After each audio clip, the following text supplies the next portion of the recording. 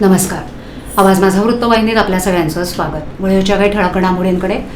रुग्णालयाचं कामकाज fast track पद्धतीनं पूर्ण करण्याचे निर्देश. महत्त्वाकांक्षी प्रकल्पाच्या निधीला उपमुख्यमंत्र्यांची मंजुरी. आणि गुरुपौर्णिमेनिमित्त शिवसैनिकांनी स्वर्गीय आनंद दिघे यांना वाहिली आदरांजली. ठाणे आणि लगतच्या पालघर जिल्ह्यातील सर्वसामान्य नागरिकांना जागतिक दर्जाच्या आणि अत्याधुनिक वैद्यकीय सुविधा तातडीनं उपलब्ध करून देण्याच्या दृष्टीनं ठाणे येथील 900 खाटांचं अत्याधुनिक जिल्हा सामान्य रुग्णालय, महिला आणि बालकल्याण आणि सुपर स्पेशालिटी रुग्णालयाच्या प्रकल्पाचं कामकाज अत्यंत वेगानं आणि फास्ट ट्रॅक पद्धतीनं पूर्ण करण्यात यावं असे निर्देश उपमुख्यमंत्री एकनाथ शिंदे यांनी आज मंत्रालयात झालेल्या आढावा बैठकीत दिले.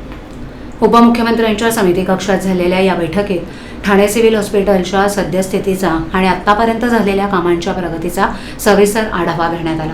यावेळेला आरोग्यमंत्री प्रकाश आंबेडकर, मंत्री सर्वश्री दादाजी भुसे, गुलाबराव पाटील, उदय सामंत, शंभूराज देसाई, संजय शिरसाट, संजय राठोड, प्रताप सरनाईक यांच्यासह उपमुख्यमंत्र्यांचे अप्पर मुख्य सचिव असीम गुप्ता, प्रधान सचिव नवीन सोना, आरोग्य विभागाचे सचिव ई रवींद्रन, जिल्हाधिकारी श्रीकृष्ण पांचाळ, ठाणे महापालिका अतिरिक्त आयुक्त संदीप माळवी, जिल्हा शल्य चिकित्सक डॉक्टर कैलास पवार यावेळेला उपस्थित होते.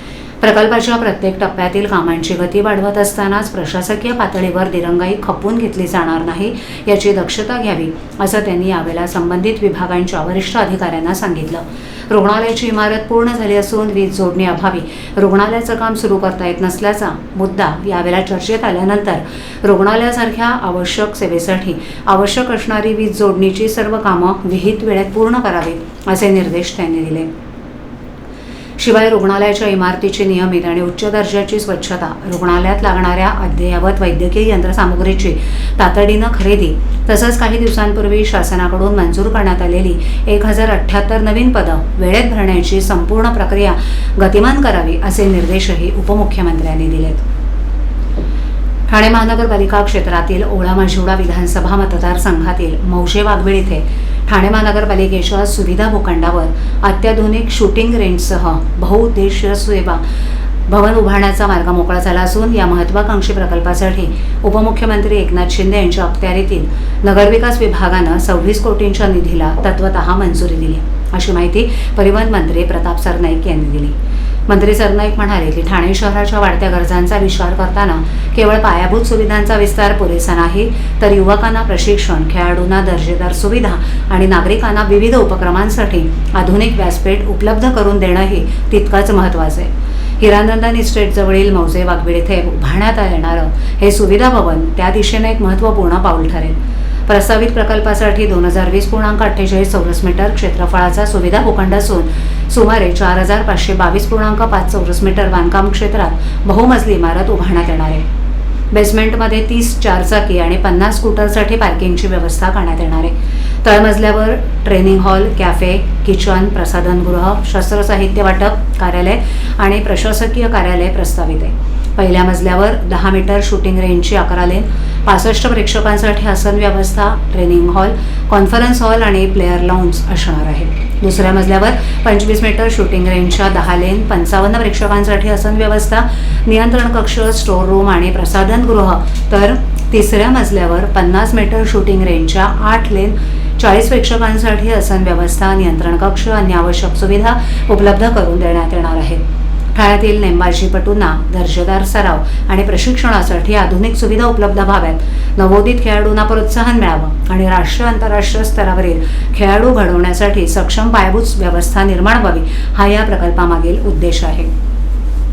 ठाण्याच्या क्रीडा विकासाला नवी ओळख देणारं केंद्र म्हणून हे सुविधा भवन विकसित करण्याचा आमचा प्रयत्न आहे असं प्रताप सरनाईक यांनी स्पष्ट केलं. गुरुपौर्णिमेनिमित्त शिवसेना ठाकरे गटाचे नेते राजन विचारे, ठाणे जिल्हा प्रमुख केदार दिघे आणि शिवसैनिकांनी दिवंगत शिवसेना नेते आनंद दिघे यांना अभिवादन केलं. ठाण्यातील शक्तीस्थळ तसंच टेंबीनाका येथील आनंद दिघे यांच्या पुतळ्याला पुष्पहार अर्पण करून शिवसैनिकांनी आदरांजली वाहिली. यावेळेला बोलताना राजन विचारे यांनी आनंद दिघे यांच्या आठवणींना उजाळा दिला. आनंद दिघेंना जाऊन 25 वर्ष झाली, मात्र ते आजही आमच्या मनात आहेत. ठाणे जिल्ह्यात सामान्य माणसाला पुढे आणण्याचं काम दिघे यांनी केलं. अशा गुरूंना वंदन करण्यासाठी आम्ही आलो आहोत असे विचार त्यांनी म्हणाले. आनंद दिघे आणि उद्धव ठाकरे हे दोघंही आमचे गुरु आहेत. बाळासाहेब ठाकरे हे देशाचे दैवत आहेत, त्यांचीही आज आठवण येते असंही त्यांनी सांगितलं.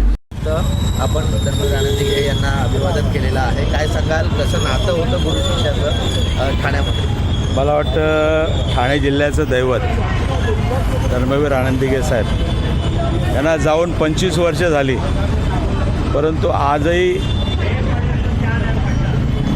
दिघे साहेब आमच्या हृदयात आहेत, मनात आहेत. आणि तुम्हाला माहिती असेल की आज तुम्ही बघितलं असेल कित्येक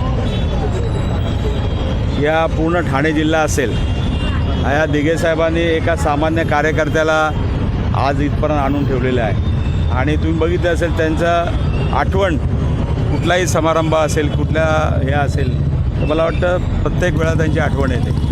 आणि अशा गुरूंना आज वंदन करण्यासाठी आज आम्ही आलेलो आहे. आमचे हिंदू हृदय सम्राट शिवसेना प्रमुख बाळासाहेब ठाकरे हे दोन्ही आमचे गुरु आहेत. आणि या दोघांच्यामुळे आमच्यासारखा सामान्य कार्यकर्ता आज इथपर्यंत येऊन पोचलेला आहेत. आणि दगडाला शेंदूर लावणारे असे दोन्ही हे नेते होते. आणि आज तुम्हाला माहिती असेल की हिंदू हृदय सम्राट शिवसेना प्रमुख बाळासाहेब ठाकरेसुद्धा एक देशाचं दैवत होतं खऱ्या अर्थाने. आज तुम्ही बघितलं असेल की त्यांचीसुद्धा आठवण लोकांना येत असते, शिवसैनिकांना येत असते.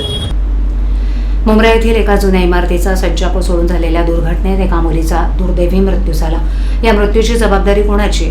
पालिकेनं जुन्या इमारतींमध्ये राहणाऱ्या नागरिकांचं पुनर्वसन न केल्यानंच ही दुर्घटना घडली आहे. त्यामुळे या दुर्घटनेत मृत्युमुखी पडलेल्या मुलीच्या कुटुंबियांना 10 लाखाचे अर्थसहाय्य करावं अशी मागणी विरोधी पक्षनेते शानू पठाण यांनी केली आहे. तर सर्वेक्षण, पाहणी हे प्रकार फार्स असल्याचा आरोप गटनेते अभिजित पवार यांनी केला असून पालिका फक्त धोकादायक बांधकामं, नोंदणीचीच कामं करत आहे अशी टीका ज्येष्ठ नगरसेवक सुधीर भगत यांनी केली. मुंब्रा इथे काल एका जुन्या इमारतीचा सज्जा कोसळून एका मुलीचा मृत्यू झाला, तर अनेक जण जखमी झालेत. या इमारतीमधील नागरिकांना वाचवण्यात शानू पठाण यांनी मोलाची भूमिका बजावली होती. पठाण हे कोसळलेल्या इमारतीच्या सज्जावर चढून इमारतीत अडकलेल्या नागरिकांना खाली उतरवण्यात आलं, तसंच जखमींना तात्काळ रुग्णालयात दाखल केलं. या संदर्भात राष्ट्रवादी काँग्रेस शरदचंद्र पवार पक्षाच्या नगरसेवकांनी पत्रकार परिषद घेऊन पालिकेच्या धोरणावर टीका केली. विरोधी पक्षनेते शानू पठाण म्हणाले की ठाणे महापालिका क्षेत्रात विशेषतः कळवा, मुंब्रा आणि दिवा या परिसरांमध्ये सुमारे 40 ते 45 वर्ष जुन्या आणि अत्यंत धोकादायक इमारती आहेत. अनेक नागरिक या इमारतींची दुरुस्ती करू शकत नाहीत किंवा त्यांना क्लस्टर अंतर्गत मंजुरी आणि परवानगी मिळत नाही. त्यामुळे प्रशासनानं आणि ठाणे महापालिकेनं त्यावर तात्काळ कठोर निर्णय घ्यावा, जेणेकरून नागरिकांचा जीव वाचू शकेल आणि धोकादायक इमारतींच्या पुनर्विकासाचा किंवा दुरुस्तीचा प्रश्न सुटू शकेल.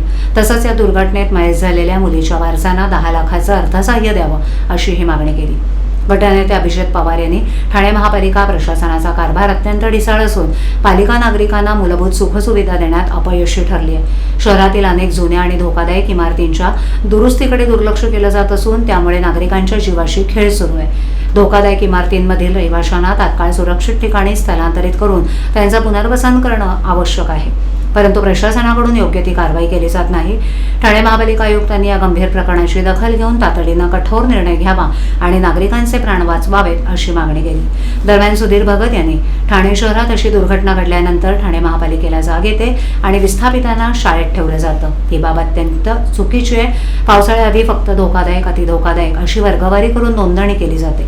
त्यापेक्षा म्हाडा, नगरविकास, SRA कडून ज्या सदनिका या अतिधोकादायक इमारतीत राहणाऱ्या नागरिकांना द्याव्यात अशी मागणी करण्यात आली आहे. तर यासीन कुरेशी यांनी लकी कंपाऊंड दुर्घटनेनंतरही आपण धडा घेतलेला नाही, धोरणच आखलेली नसल्यानं अशा दुर्घटना घडत असल्याचा आरोप त्यांनी केला. आपल्या प्रभागामध्ये एका 13 वर्षीय मुलीचा जीव गेला आहे, स्लॅब पडून जीव गेला आहे. आज आपण ठाणे महानगरपालिकेमध्ये किंवा ठाणे महानगरपालिकेकडे काय मागणी करत आहात? ठाणे महानगर पालिका के क्षेत्र के अंदर थाना, कलवा, मुंब्रा, दीवा इन परिसर में 40-40 साल 45-45 साल पुरानी जूनी अति धोखादायक बिल्डिंग, कई लोग दुरुस्ती इसलिए नहीं करा रहे, डेवलप के इसीलिए नहीं दे रहे कि नियम का हवाला के सबसे उनके क्लस्टर में नहीं जा पा रही है, सेंशन नहीं हो पा रहा है. तो शासन और महानगर पालिका को एक निर्णय लेना पड़ेगा थानेकर के लिए, ताकि बेचारे जो थानेकर है उनके ऊपर जो खतरा मंडरा रहा है मौत का, वो संकट दूर हो सके. त्वरित रूप पे उनको तुरंत डेवलपमेंट कैसे किया जाए, रीडेवलपमेंट, नहीं तो उनकी रिपेयरिंग कैसे किया जाए, और ऐसी कितनी डेंजरस बिल्डिंग है जिनके ऐसे आने वाले वक्त के अंदर घटना हो सकती है, इसके ऊपर निर्णय थाने महानगर पालिका को तुरंत लेना पड़ेगा. और ये 15 दिन के अंदर दूसरी घटना है। हाल ही में एक अमृतनगर में एक बिल्डिंग पे एक व्यक्ति गिर के जख्मी हो गया, सीरियस हो। ये दूसरी बिल्डिंग है जिसमें लोग डायरेक्ट बच्चे की जान गई, कई बच्चियां बच गई, कई परिवारों को हमने TDRF की टीम के साथ निकाला। लेकिन प्रश्न ये है कि उनको एक जो जिसके घर में डेथ हुई है वो बच्ची के घर वालों को मुआवजा दिया जाए। दूसरा ये कि थानेदार के ऊपर जो अपना घर जाने का खतरा मंडरा रहा है उसके ऊपर शासन और महानगर पालिका एक ठोस निर्णय ले, ऐसी हमारी मांग। सर इसी तरह की जो घटनाएं है ये बागले स्टेट में सब जगह हो रही, थाने का क्लस्टर का जो है प्रस्ताव चालू है। क्लस्टर मुमरा के बारे में क्या? क्लस्टर के नियमों का कई जगहों पे कलवा मुमरा दीवा में दिक्कतें हो रही है, तो ये महानगर पालिका और शासन को बैठ के करना पड़ेगा। या तो उनको उन बिल्डिंगों को रिपेयरिंग किया जाए, या तो उन बिल्डिंगों को किस तरीके से डेवलपमेंट कर सकता है ये तो शासन और नगर पालिका चाहे तो हो सकती है। ये नगर सेवक के बस के मामले में अकेला नहीं है, लोक प्रतिनिधि नहीं कर सकता। तो शासन और महापालिका एक ठोस निर्णय ले ताकि थानेदार की जान बच सके। महाराष्ट्र के जो उप मुख्यमंत्री उनका ड्रीम प्रोजेक्ट मेरी क्लस्टर है, इसके बारे में मुमरा के क्लस्टर के बारे में उनकी मेरी उनसे विनती है कि इसीलिए मुमरा और दीवा और कलवा उस पर ध्यान देके उनको कई बिल्डिंगें जो है उनको रीडेवलपमेंट कैसा कर सका जाए, ऐसा उनके ऊपर ध्यान देना चाहिए, यही मेरी विनती। निवडणूक काळात भाजपा शिवसेनेचा आक्रोश आणि आता विकास कामांच्या उद्घाटनाला फक्त शिवसेना अशी भूमिका सत्ताधारी शिवसेनेची असून यापुढे रीतसर वेळेत निमंत्रण मिळालं नाही, भूमिकेत योग्य बदल झाला नाही तर भाजपा अशा कार्यक्रमांवर बहिष्कार टाकेल असा इशारा आमदार संजय केळकर यांनी दिलाय। नुकताच उपमुख्यमंत्री एकनाथ शिंदे यांच्या हस्ते विविध उपक्रमांचं लोकार्पण, उद्घाटन आणि भूमिपूजन झालं। या कार्यक्रमात सत्ताधारी पक्षातील सहकारी भाजपाच्या पदाधिकाऱ्यांना निमंत्रण नसल्यानं उपमहापौरांसह दोन्ही आमदार आणि पदाधिकारी कार्यकर्त्यांनी नाराजी व्यक्त केली। याबाबत बोलताना आमदार केळकर यांनी शिवसेनेच्या भूमिकेबाबत संताप व्यक्त केला। शिवसेनेचे हे धोरण नवीन नाही, निमंत्रण पत्रिकेत नाव टाकायचं पण सहकारी पक्षातील मान्यवर कसे येणार नाहीत याची पुरेपूर काळजी घेतली जाते, अशी तिखट टीका केळकर यांनी केली। ठाणे महापालिकेतील उपमहापौरांसह भाजपाच्या आमदारांनाही उचित निमंत्रण दिलं नाही, हा भाजपाचा अवमान आहे। उद्घाटन कार्यक्रमांना काही आचारसंहिता आहे की नाही, आम्ही सुद्धा या कार्यक्रमांचं पुन्हा उद्घाटन करायचं का असा प्रश्न विचारत आता ठाणे महानगरपालिका प्रशासनाचा देखील दोष असल्याचा आरोप केळकर यांनी केला। नवी मुंबईत विश्वासात घेतलं जात नाही म्हणून शिवसेना छाती वाढवते, पण ठाण्यात शिवसेना युती असताना एकट्यानं शिळं लाटलंय। अशा कार्यक्रमात प्रोटोकॉल पाळला जायला हवा, याबाबत पालकमंत्र्यांनी देखील लक्ष घालून वेळीच दुरुस्ती करून घ्यावी असं आवाहन केळकर यांनी केलं। घोडबंदरकडून ठाण्याच्या दिशेने येणाऱ्या मार्गावर कापूरबवडी ब्रिजजवळ एका ट्रकचा अपघात झाल्याची घटना बुधवारी सकाळी घडली। या अपघातात सुदैवानं कुणालाही दुखापत झाली नाही। मिळालेल्या माहितीनुसार सकाळी 7:15 वाजण्याच्या सुमारास घोडबंदरहून ठाण्याच्या दिशेनं हा ट्रक येत होता। कापूरबवडी येथील पेट्रोल पंपाजवळ चालकाचा वाहनावरील ताबा सुटल्यानं ट्रक ब्रिजच्या दुभाजकाला धडकला। या ट्रकमधून चुना पावडरची वाहतूक केली जात होती। राजस्थानहून घोडबंदर मार्गे महाडकडे हा ट्रक जात होता।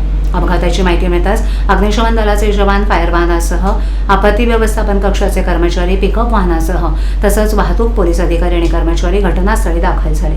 JCB आणि क्रेनच्या सहाय्यानं अपघातग्रस्त ट्रक रस्त्याच्या बाजूला हटवण्यात आला। दरम्यान अपघातामुळे घोडबंदर मार्गावर सुमारे 3 तास वाहतूक कोंडी झाली।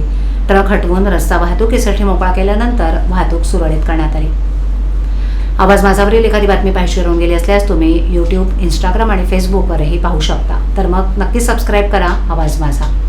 आपल्या विभागातील काही सूचना अथवा समस्या असल्यास त्यांच्यापर्यंत जरूर पोहोचवा, आम्ही तुमचा आवाज नागरिकांपर्यंत नक्की पोहोचवू। आम्हाला संपर्क करण्यासाठी आमचा पत्ता, तर मग पुन्हा भेटू याच वेळेस ठिकाणी काही नवीन घडामोडींसह आवाज माझा वृत्तवाहिनी। तोपर्यंत नमस्कार।